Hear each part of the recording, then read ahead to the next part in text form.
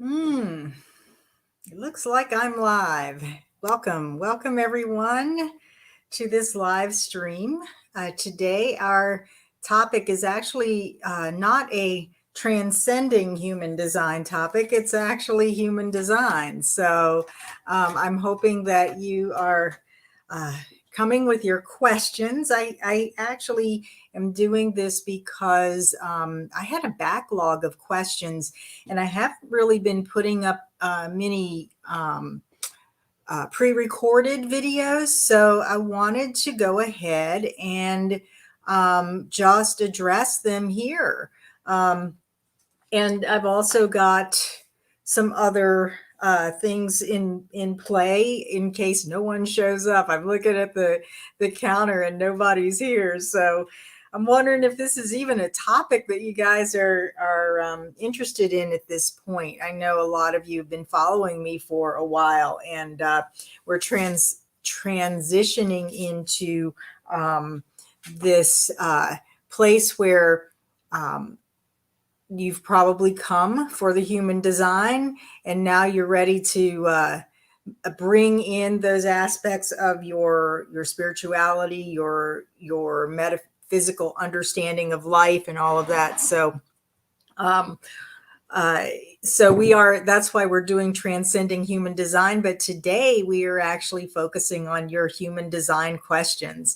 So I do see that a few of you have showed up. So welcome.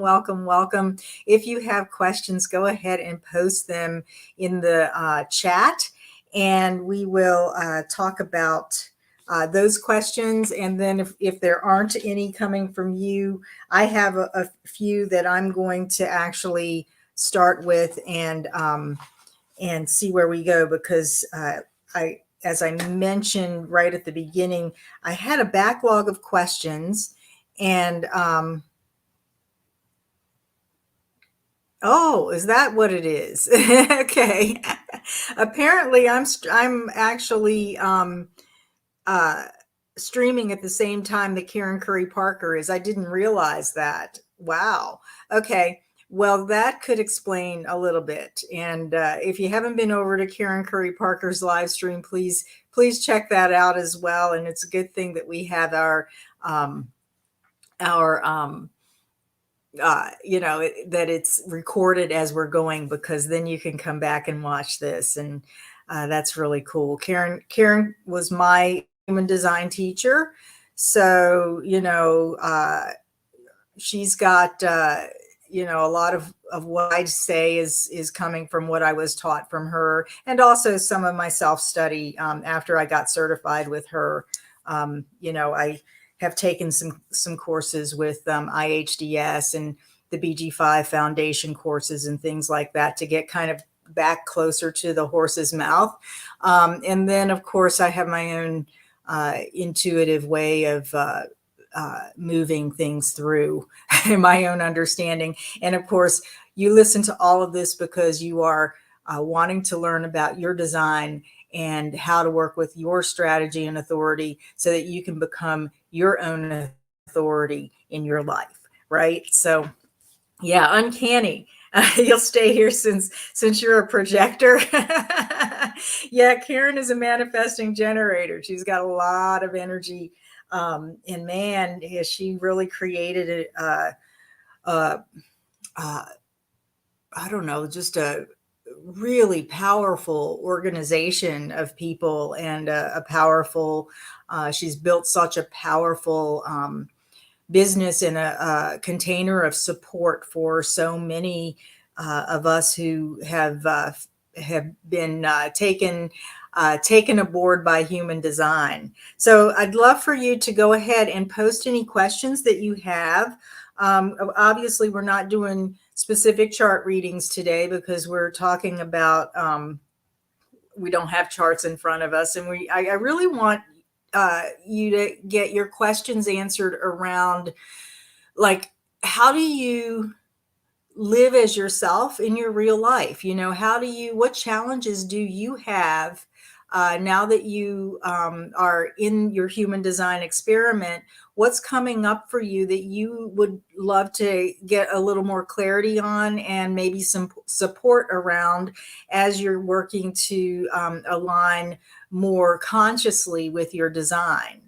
And while you're doing that, I'm going to go ahead and set our space. I always like to bring us together in energetic circle because it is because when we come together, we're really powerful. Whether we're talking about human design or whether we're talking about transcending human design, our energy here and our presence here creates a container for others to step in at times to not only get information, but to also be activated by the energy that we hold in this space so that they can find what they need. And of course, we're getting that as well by being here with each other. So go ahead if you're in a place where you can just relax and take a deep breath and close your eyes if it's safe to do so for you. And just feel yourself in your body, in your space. That's what we're coming back to. And that's what our human design experiment is meant to lead us back to, is living our lives in our bodies in this lifetime and being as functional within our physicality as we possibly can, especially when we are rubbing auras and interacting with each other. And it all comes from being correct, using our energy correctly as we interact with our world. And of course, essentially, the essential foundation of that is really knowing how your body is speaking to you and what it is saying, and honoring that with your actions. So just breathe deeply. Feel your feet on the ground.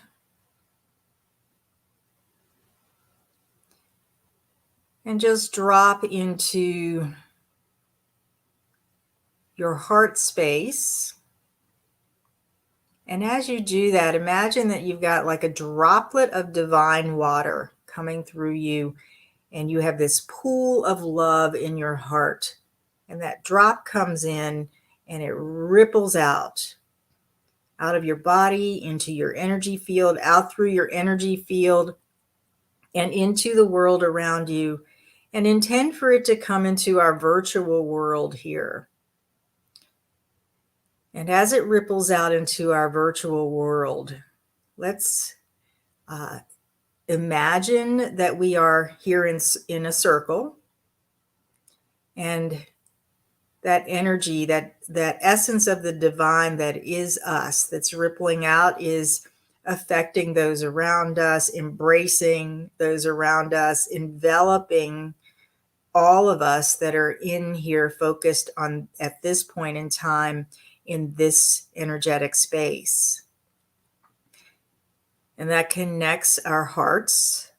And as our hearts are connected, let's set our outer container so that we have sort of a conceptual structure, energetic structure for our focus together.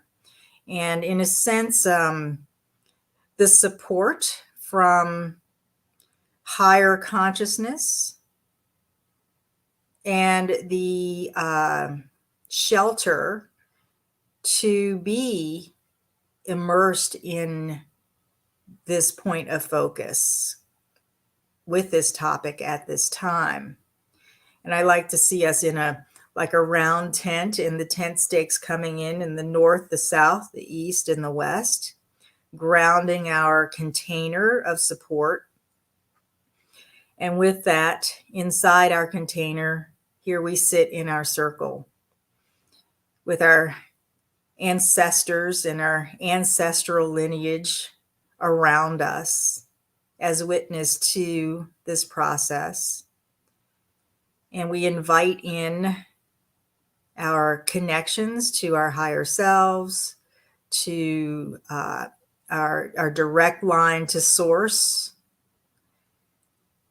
And we also invite in the streams of consciousness that can be most helpful, most supportive, and most illuminating in our questioning and inquiry at this time. And I want to consciously invite in the streams of consciousness that could be known as the stream of consciousness that Ra-Uru-Hu was a part of, the stream of consciousness of the voice, and any of the streams of consciousness that are going to activate the authentic truth within each and every one of us. And all of us have a different truth and a different perspective. So you have your own line to that. And let's imagine that that line of truth is actually your, in a sense, your lifeline to your authority. That's a good way to work with that concept. So we open that up. I actually kind of felt that come into like my abdominal region. I have a splenic authority. You may sense it in another way. And with that, let's just feel ourselves in this circle and open your eyes. And let's see where we are. Okay. La Busisto. I don't know if I'm pronouncing your name right, but you're really curious about how to have a career that doesn't cause burnout. And you're a teacher a lot of projectors are teachers. You're a teacher who just turned 41, and you're stuck with burnout and exhaustion. Wow. Well, Buchisto. Thank you for spelling that out. La Buchisto. You're a teacher. Yes. I'm curious, how many of you are projectors? And if there are other energy types on the line, go ahead and type in what your energy type is. And I'd like to know. I have a lot of projector questions here, but I do have some general questions. But let's start with this one about career burnout in career and being being a projector. Burnout isn't actually the exclusive to projectors, as you probably know, but projectors tend to be burnt out or tend to get burnt out because we don't know that we're projectors. And then here we are, in a world that's set up for generators and manifesting generators without a sacral motor to count on. So, splenic projector. Sheila is a splenic projector, 3-5 projector. Yes. Awesome. And we tend to be teachers. So what was your question? Curious how to have a career that doesn't cause burnout. Okay. So here's the thing. And I think this is why we're moving toward this collectively, but projectors really probably need to move toward this and be leaders within the new paradigms of how we do work. I work with a lot of burnt out manifesting generators and generators who are frustrated with their work. So it's not just us, but we're maybe extra sensitive to it because of the lack of the sacral motor. So and all of you here, if you have ideas about how to have a career and how to be as a projector, go ahead and type those in, whatever has worked for you.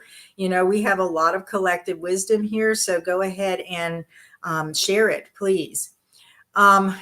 We're moving toward a time when all of these structures that have been set up outside of us that say, okay, everybody must fall in line and do work this way, it's not going to work. All of the systems that we've got in place right now, they all need to be reworked.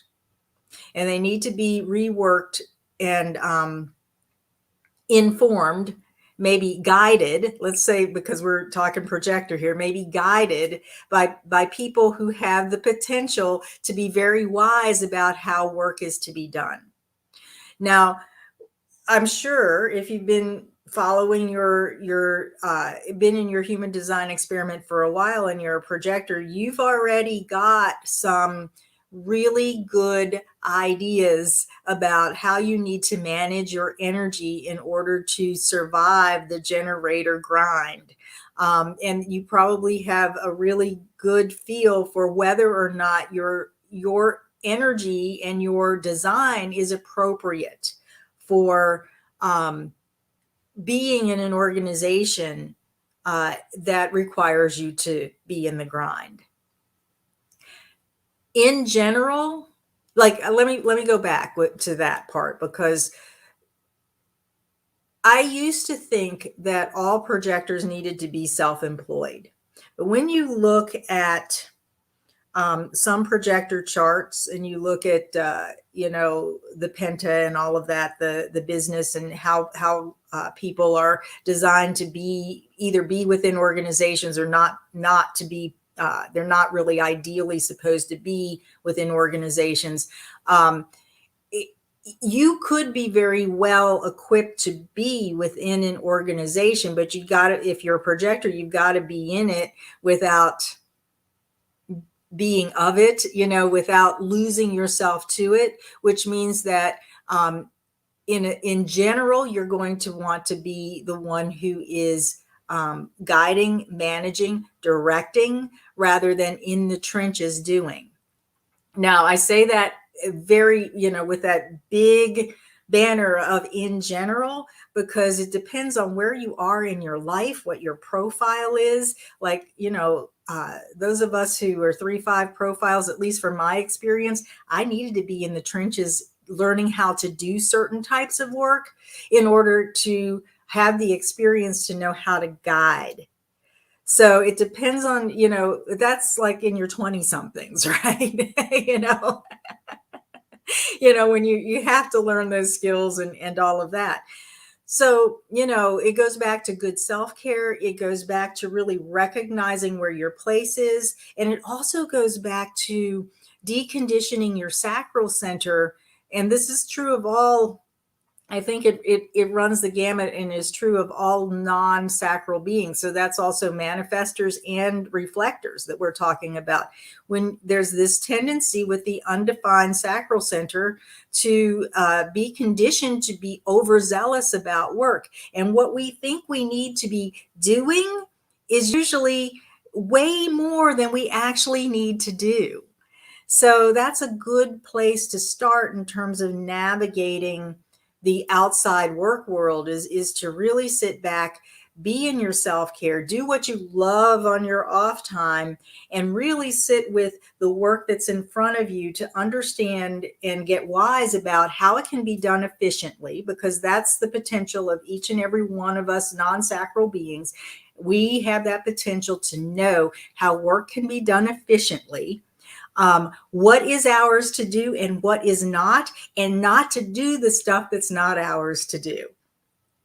So those are the 3 things. Did I say 3 things that I think could help with navigating work and having a career? That said, a lot of us are really very well equipped to be self-employed, but there are a whole other set of struggles with being self-employed that could come up with isolation, not being with the right people, not having the right guidance to do business in a way that's appropriate for your design. So that's a whole other topic.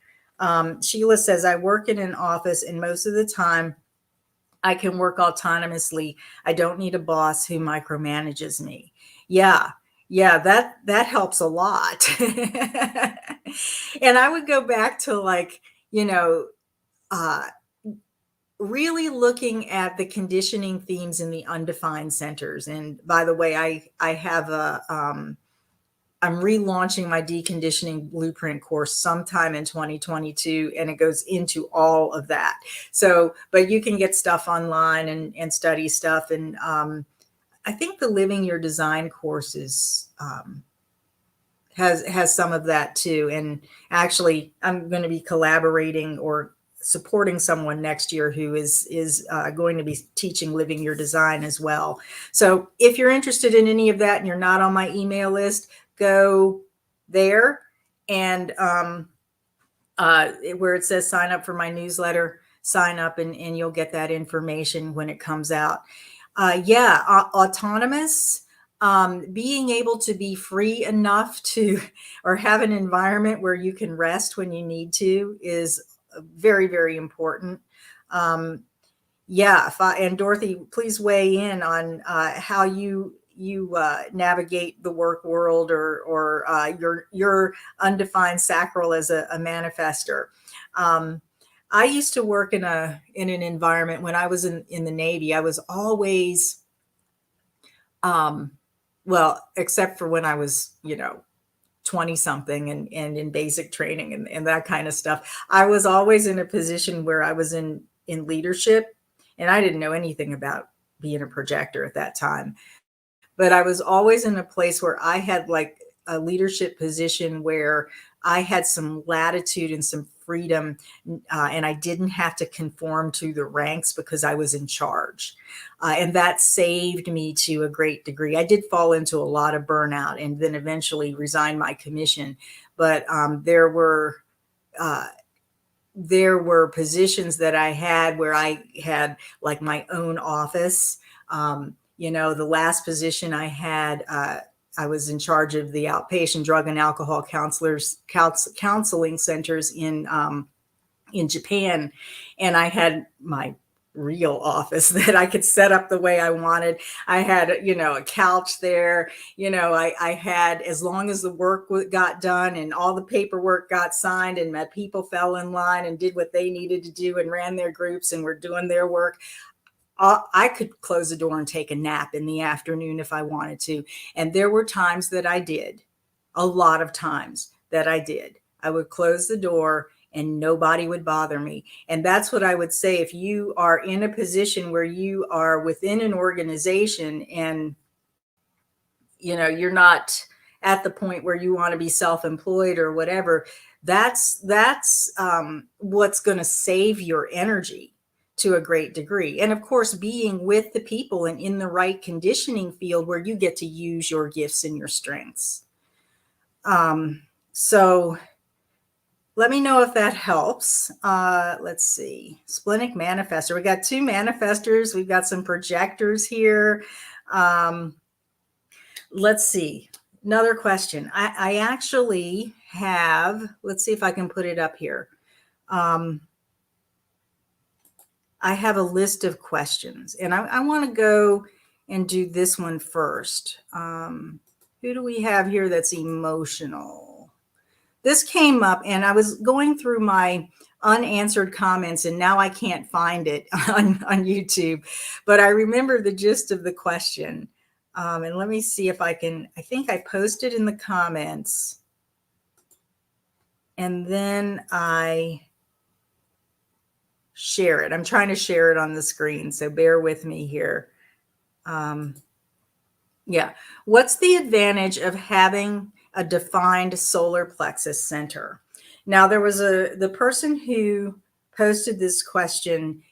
It felt to me like she was low on her emotional wave, and she was kind of frustrated. I think she was a generator or a manifesting generator, and she was really kind of frustrated because of her impact, her emotional impact on the people around her. And she just couldn't see what the advantage was of having, or what is the advantage of having a defined emotional solar plexus.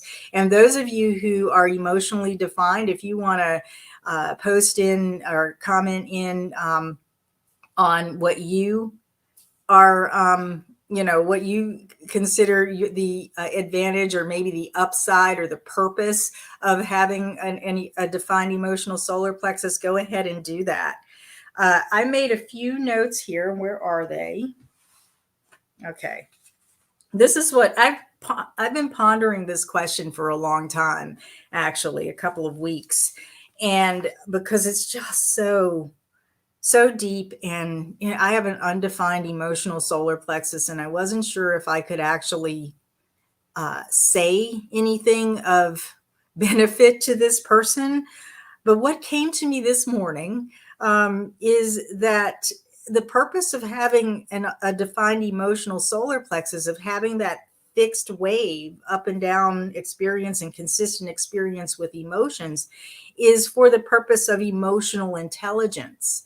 We're all moving toward what Ra Uru Hu called the solar plexus mutation in 2027. And in general, what that means is that we're all moving toward becoming more emotionally intelligent, where the emotional solar plexus is going to be more of an awareness center than it is a motor center that drives us. So when you are in the emotional wave, there's the opportunity to become intelligent about how to ride those waves, and to understand and to work with your emotions in a way where you know that you don't have all of the truth, and you need to manage yourself in a way, or you need to be with your emotions in a way where you understand that, and can wait for the emotional truth to emerge as you go through the entire cycle of your wave. Okay, it seems more like a curse to me. Triple split defined emotionally 3-5 projector decisions are my true enemy. I love that. I mean, first of all, 3-5 projector triple split. That's crazy within itself. Triple split. You probably feel like you're going in 3 different directions, and I'm wondering if you have in 3 different directions, and bumping into things that don't work all the time. And I'm wondering if you've come to any sort of peace with your emotional wave as you've been riding with it in a conscious way. Let's see. Taught 12 years. Oh, okay. So Dorothy, this is Dorothy's input for the last question around how to, and we're going to broaden this out. How do non-sacral beings have a career and not burn out? So Dorothy says she taught for 12 years, during which she got her master's degree, had twins, totally burned you out. You quit 12 years in. Need to do what I love to use my energy. Yes. Thank you for emphasizing that point about doing what you love to use your energy. And you're a manifester. So it's not just a projector thing. It's also a non-sacral being. It's a human thing, really. Generators, manifesting generators, really need to do what they love, so that they can use their life force in the most efficient and empowered way. Okay, have a crown, root, solar plexus, spleen and root defined, crown and ajna. Yeah, so there's a lot going on there. So does anyone else have any insights or any experiences that you want to share about about your emotional solar plexus? Any questions around riding that wave? If not, we'll move on to another question.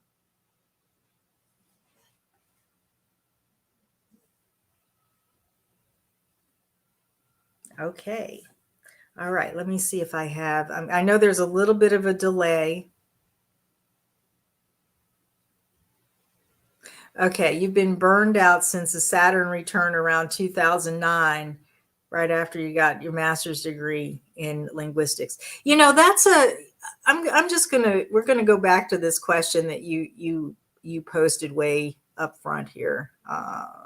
really curious about. Okay, because that's really what the conversation is about right now. How to have a career that doesn't cause burnout. Yeah. So yeah, the thing about burnout is that sometimes, a lot of times, you have to stop and heal the burnout before you can do anything else that is truly going to bring you success as a projector, satisfaction as generator, you know, um, uh, I forget what all the other themes are. Whoo. Anyway, so that you can really truly make the most of your gifts and talents. And if that's where you are, that's where you are. That was something that I learned as a 3-5 projector. I had a career in massage therapy that ran me basically for a lot of years. And I didn't realize how burned out I was.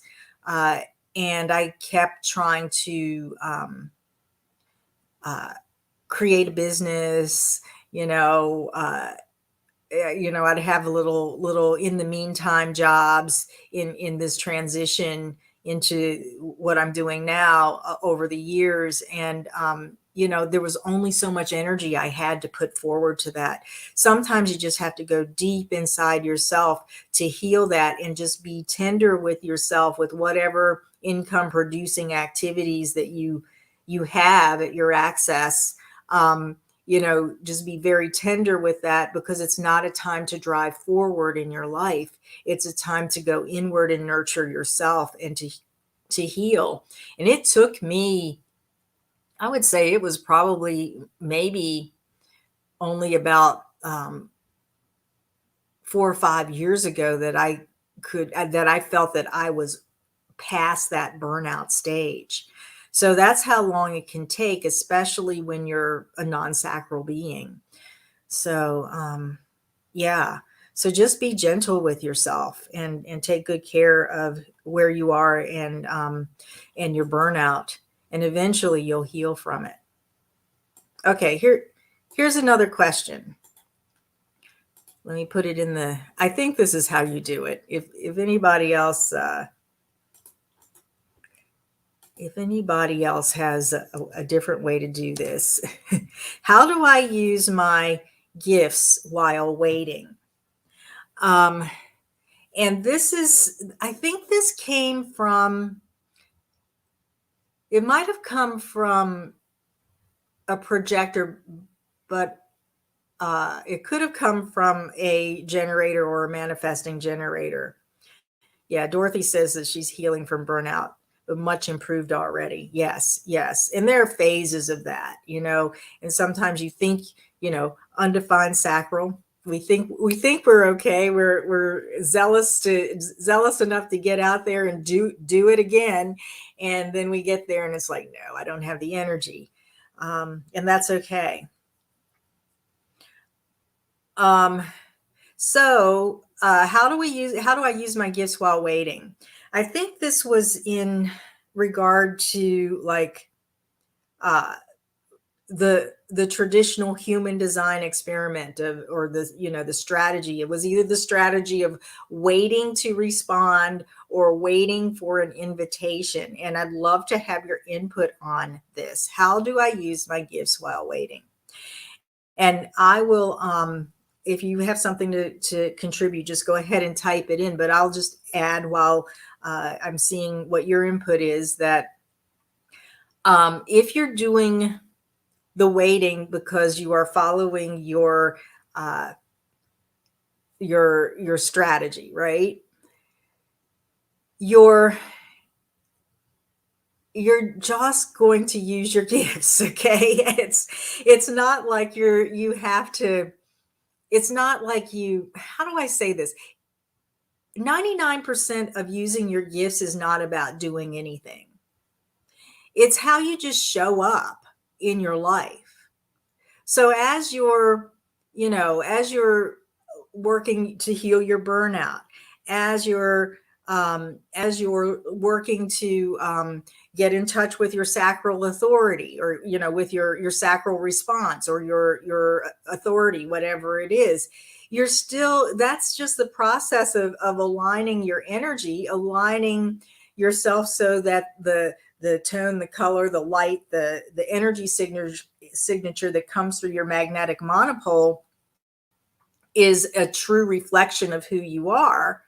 But you still have your gifts there, so so you're still impacting people with your gifts. You're still affecting them with your gifts. And when I think of gifts in the human design sense, I'm thinking like what are those qualities that you have in your defined gates, and and the strengths, the core strengths that you have in your defined channels. You are either fighting with them or resisting them, so because you think there's something wrong with those things, or you're just naturally influencing or impacting people, or radiating those things, if you think of it in terms of energetics and the aura, out into your aura. And people are either getting a clear signal or a distorted signal, depending upon how aligned you are. So how do you use your gifts while you're waiting? You just use them. You just be them. You know and on a macro level, if you don't know what your gifts are, you can always have a human design reading. Be happy to do that for you, to pull those things out for you. On that micro level, and then on a macro level, you can actually know what some of your gifts are, but by what your interests are and what comes to you naturally that you really enjoy, or that people really benefit from. So you don't have to wait for an invitation to use your gifts, to enjoy what you have inside of you, to enjoy your interest, to enjoy what you're good at. You're only, like, if you're a projector, you're only waiting for invitations for those big things to really pull you into another turning point in your life, right? And those invitations, when they're correct, are going to draw you out into using your gifts at those strongest, highest levels with the right people, where they can really be used. But you can enjoy whatever it is that you enjoy about yourself, and your strengths and your talents, just by doing what you do, just by being what you be, and if there's no invitation, you're doing it with yourself. And if there's, or if there's nothing to respond to, you're just being in your life, living your life. So yeah. Yeah, and Dorothy, that's a really good point, but for a manifester, that you have to wait. Here, I'll put it up here.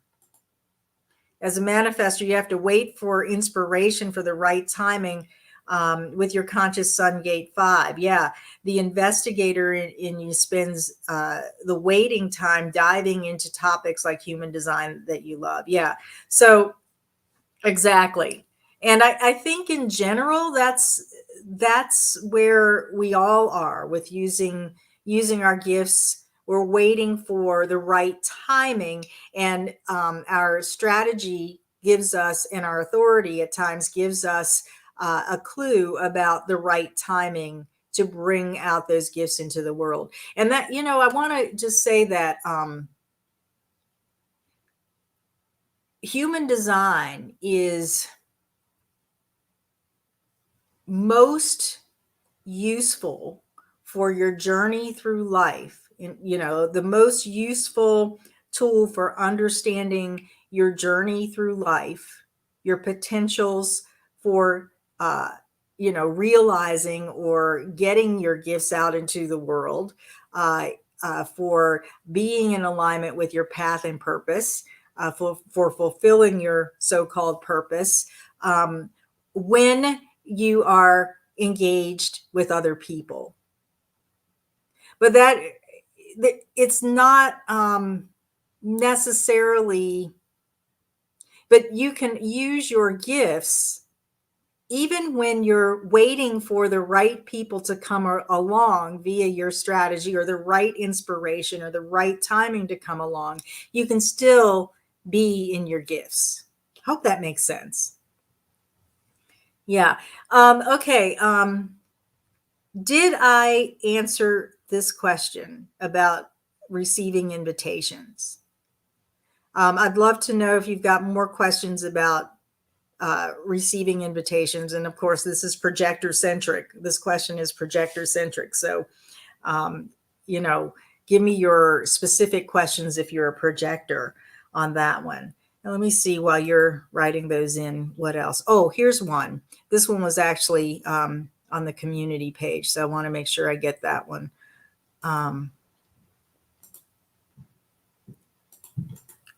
Uh,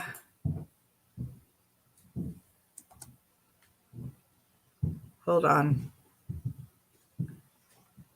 There it is. Parenting advice for a mental projector mom with teens.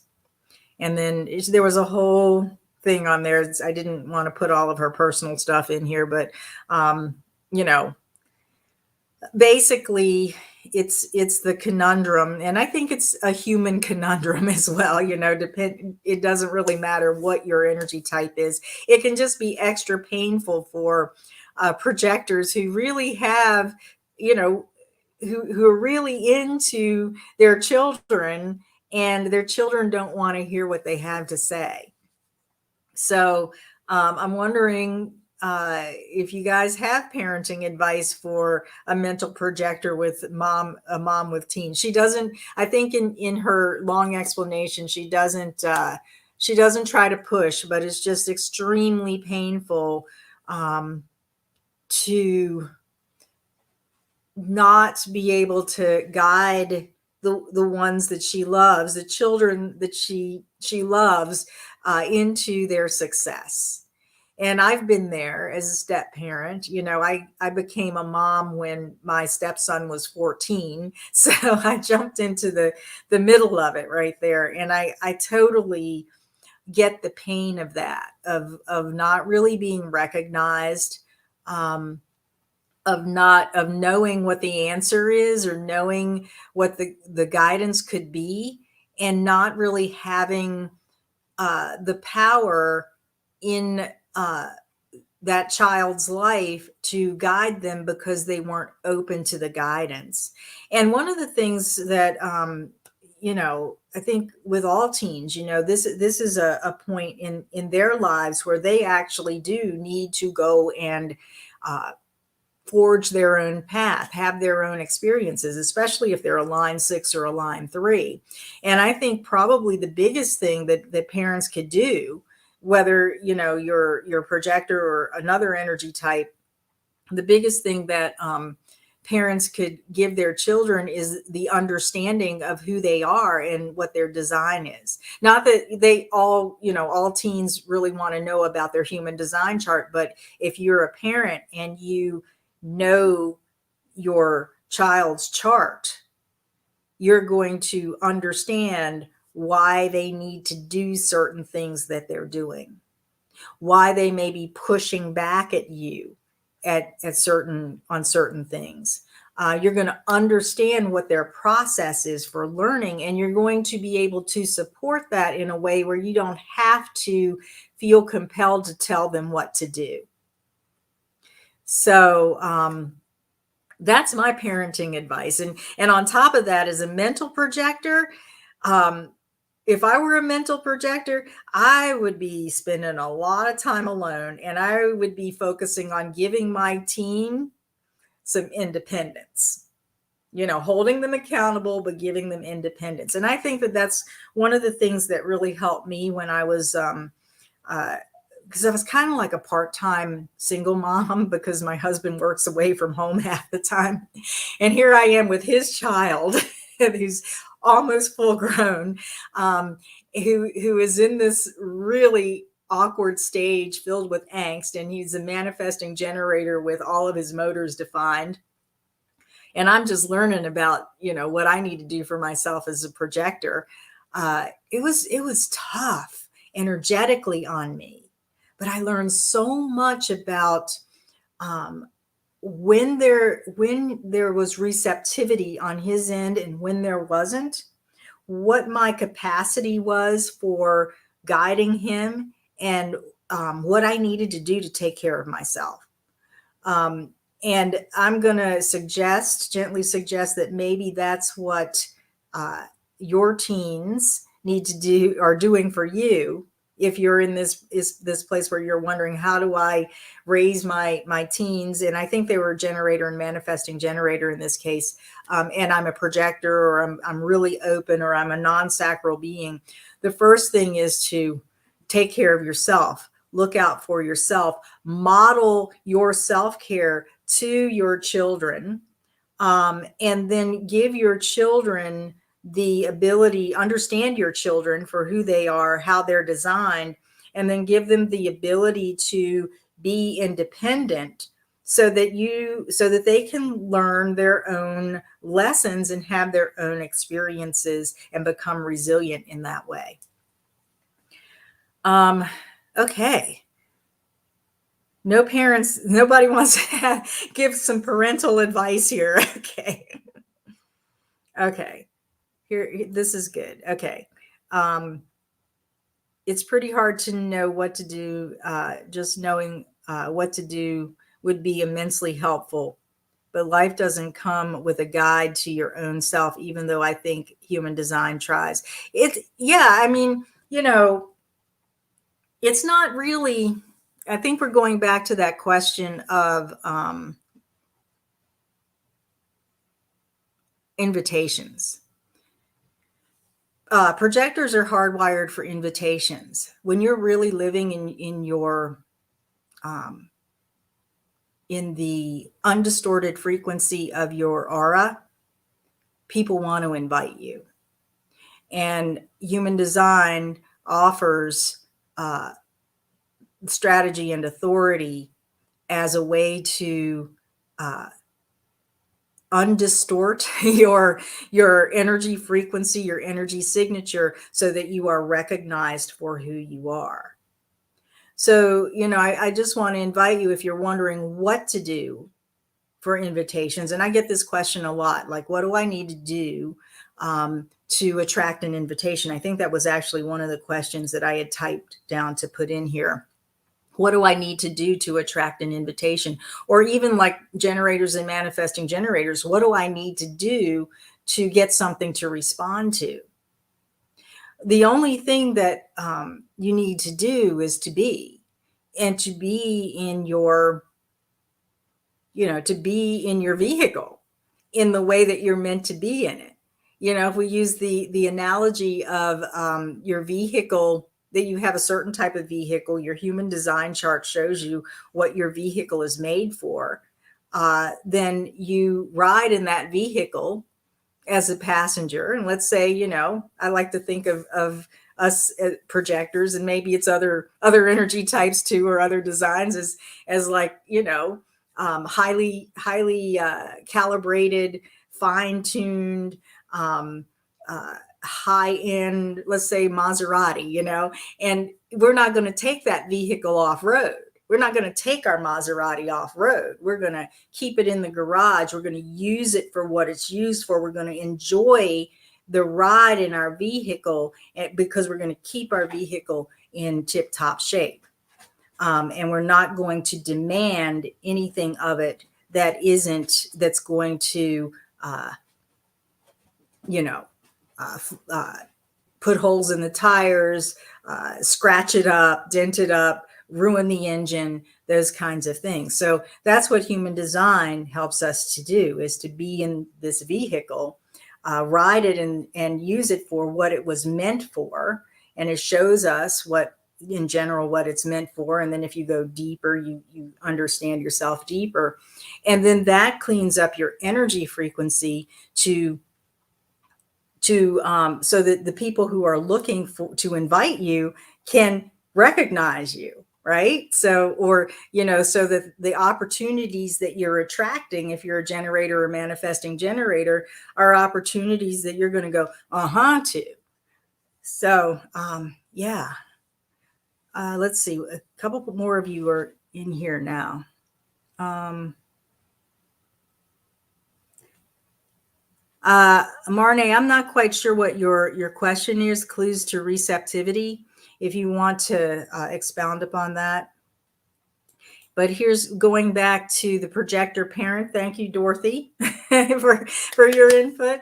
Yeah, not a projector, but I'm a parent. It is difficult.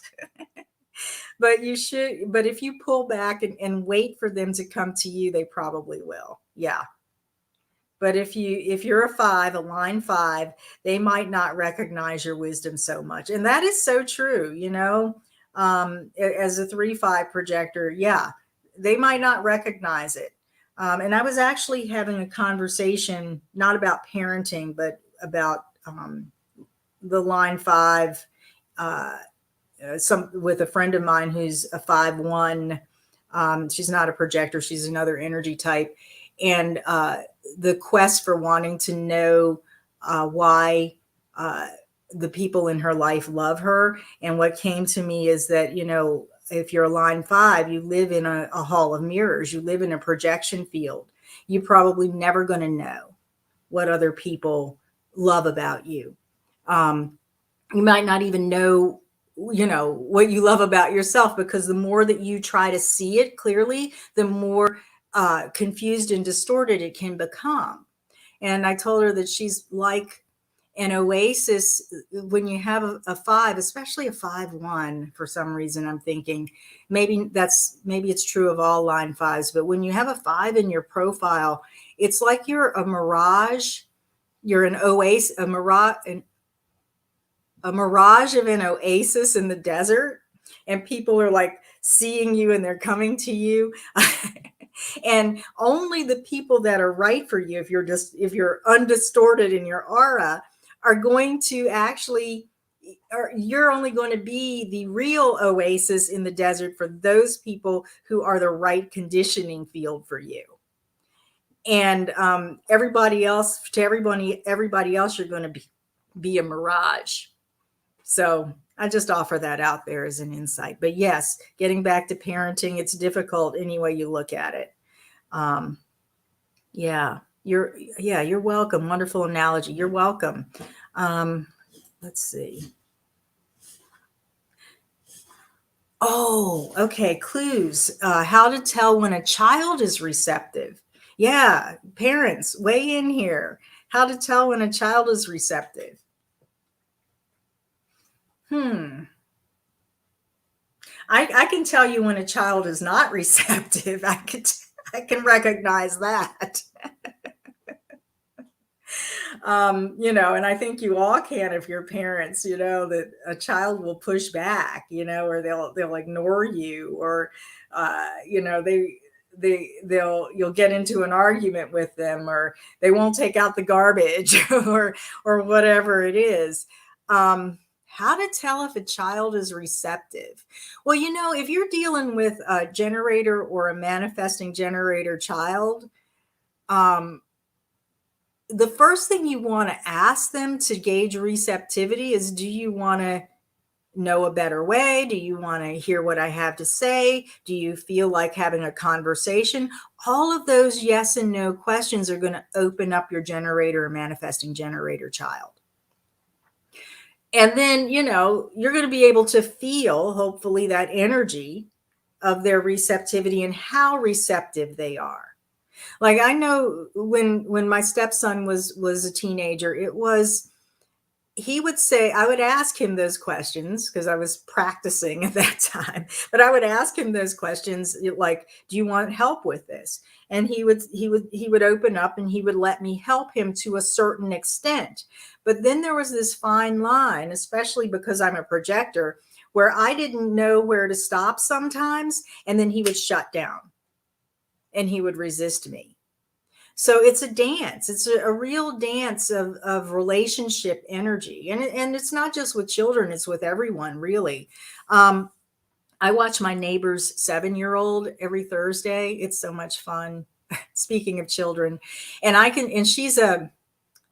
she's a projector with the root, the spleen, and she's an emotional projector, but she's got the root and the spleen and the will center defined. And together our designs, our composite makes a manifester, so, or a manifesting generator, I think. So we can kind of get carried away. But I can always tell when she's receptive because, because it's like this really, with her, it's like this really gentle, soft energy in our conversation. And I can, tell her things and stories about, my life and, that relate to what she's going through, and she'll take it in, and she'll be very open to that. But then as soon as she's done, she's off to something else. She has changed the subject, or she has, I'm ready to tell her the whole big, deep meaning behind this whole event that we were talking about. And she's like, "Ooh, look at that duck over there." And then we're off to something else. So you can feel it. You can feel when there's that softness and that connection. And then you could, if you really are tuned in, you can feel when that resistance comes up. Yeah, Dorothy says easier to recognize, not. Yeah, very cool, very cool. Well, you guys are really on it today. Let me see if there's anything else that somebody just came in with. Dorothy says, my kids are most receptive when they come to me. Yeah, and then you can initiate them into the next thing. That's so cool. Yeah. Let's see. I think we have time for maybe one more.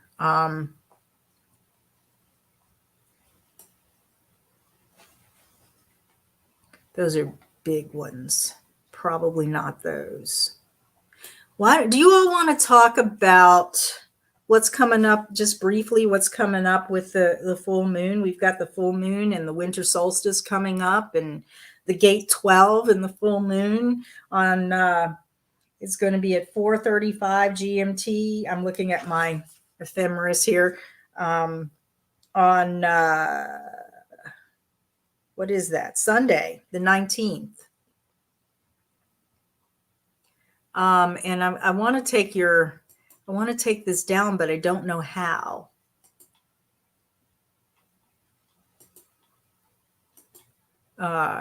Dorothy, I think this might stay up because I don't know how to take the banners down. Oops. Or take the comments down. Okay. All right. We'll put this one up here, Sheila. that one's cool. Yeah. Okay. So yes, sounds good to you. All right.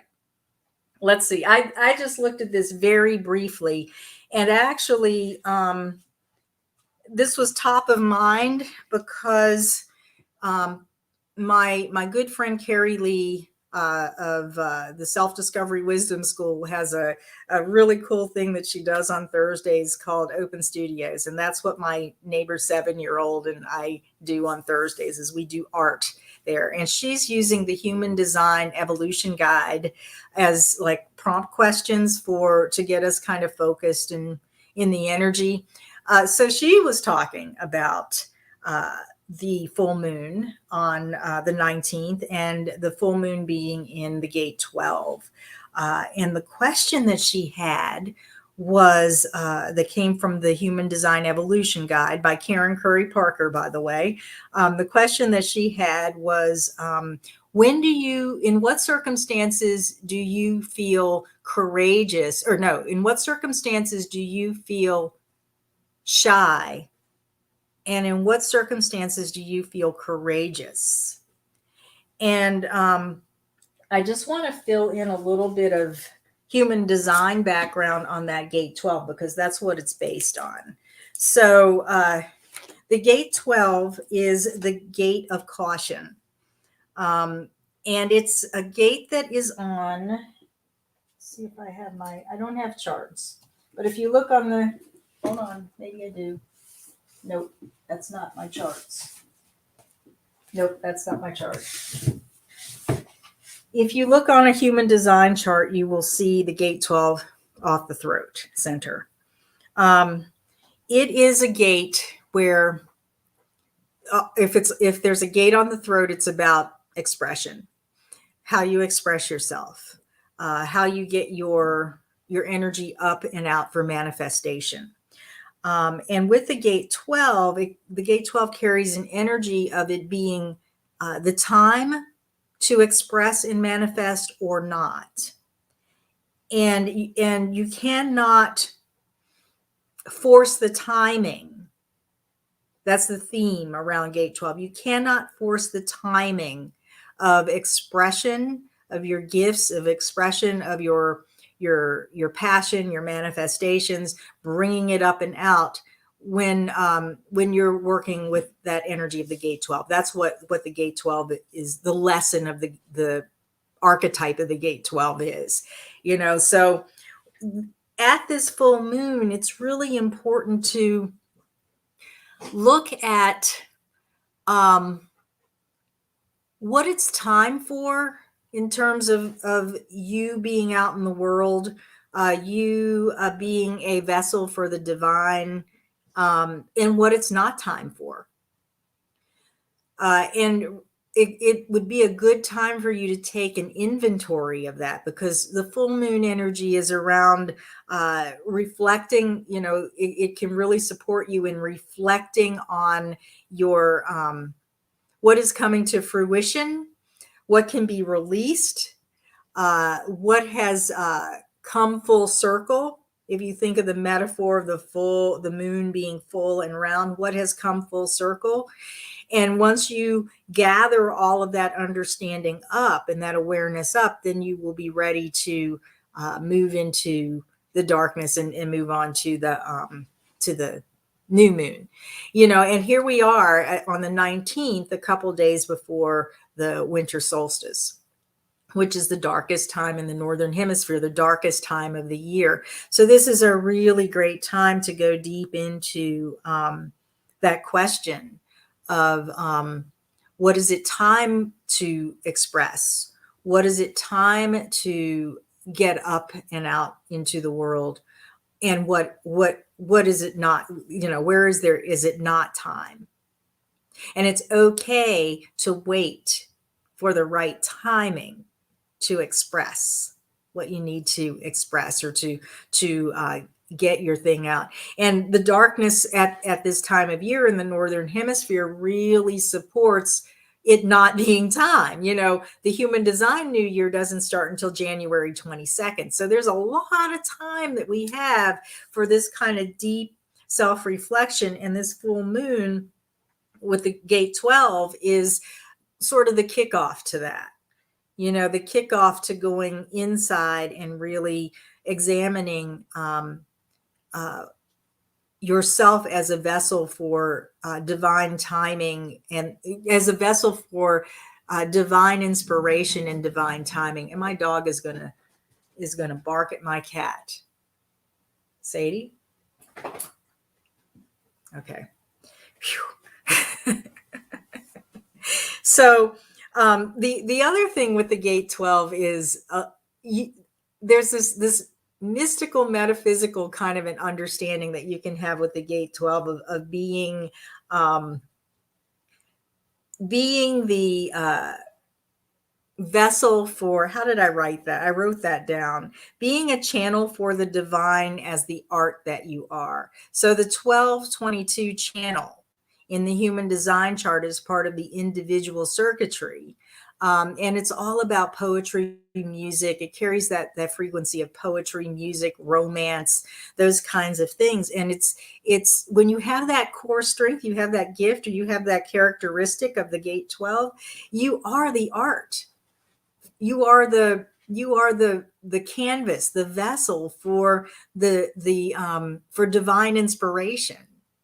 Karen Curry Parker, one of the things that I learned from her is that if you have the gate 12 on an undefined throat center, you can have this potential to be a channel. So it's, what are you being the channel for? And, and we all have the whole chart. So even if you don't have the gate 12 defined at certain times, like when the moon is in gate 12. You may be in that place where you can really channel through divine inspiration. And whether or not it's time to express that is really up to, your timing, the timing of the situation. Maybe even if you're, thinking you want to get it out into the world, it's up to the timing of your strategy and authority. So was that, did that make any sense?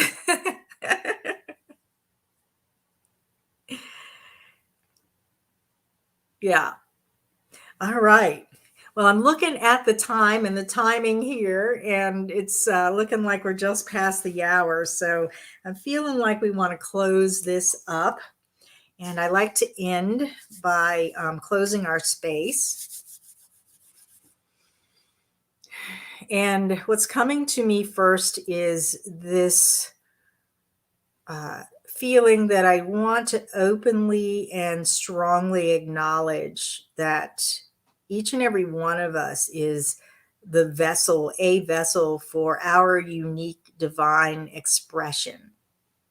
And each and every one of us has that unique energy signature that, when it shines clearly, puts us in the right place at the right time for the right things to happen to get our gifts out so that we can share them with others. In the meantime, here we are with our own gifts and energies that we can nurture inside, nurture in the darkness, nurture underground, and prepare for the time when they can emerge in their full glory and blooming.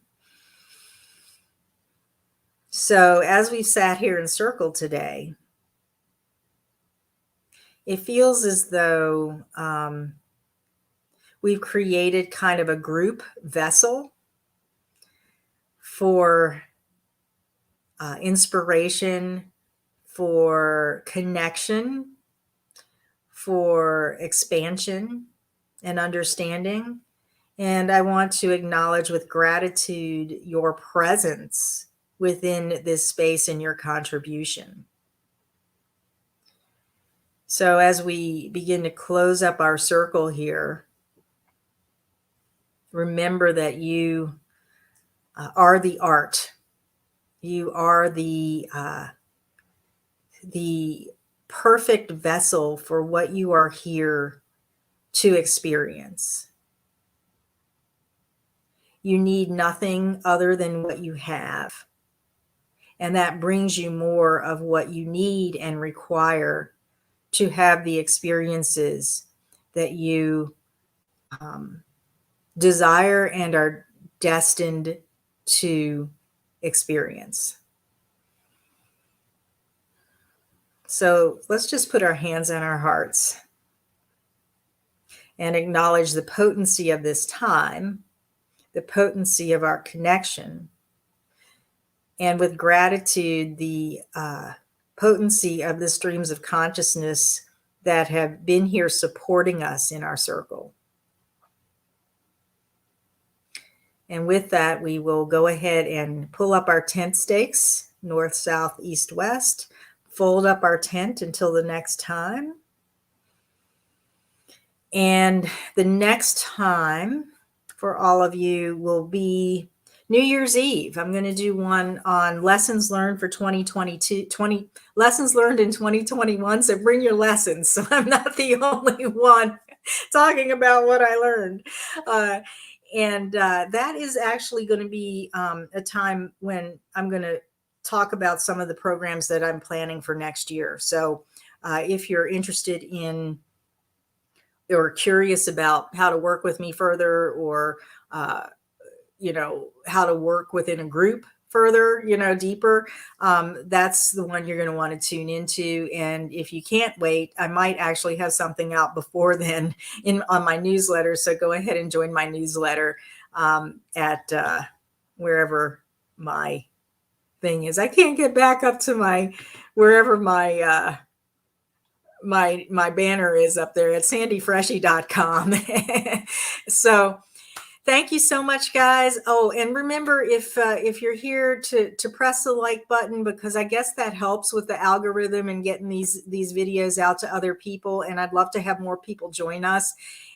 And I don't know if I'm going to change the time because this time works for me, but I hate to like be in competition with Karen Curry Parker because she's got such great stuff, and I might want to be over on her live stream at some point too. So I'll do some sitting with that and see what emerges from the darkness as we move into 2022. All right. Thank you, guys. Thank you. Thank you. Thank you. And until the next time, please be well. Have a happy holiday season. Enjoy the deepness and the richness of where we're going in this in this in the rotate where we are in the rotation of the earth. And we will talk again very, very soon. Bye.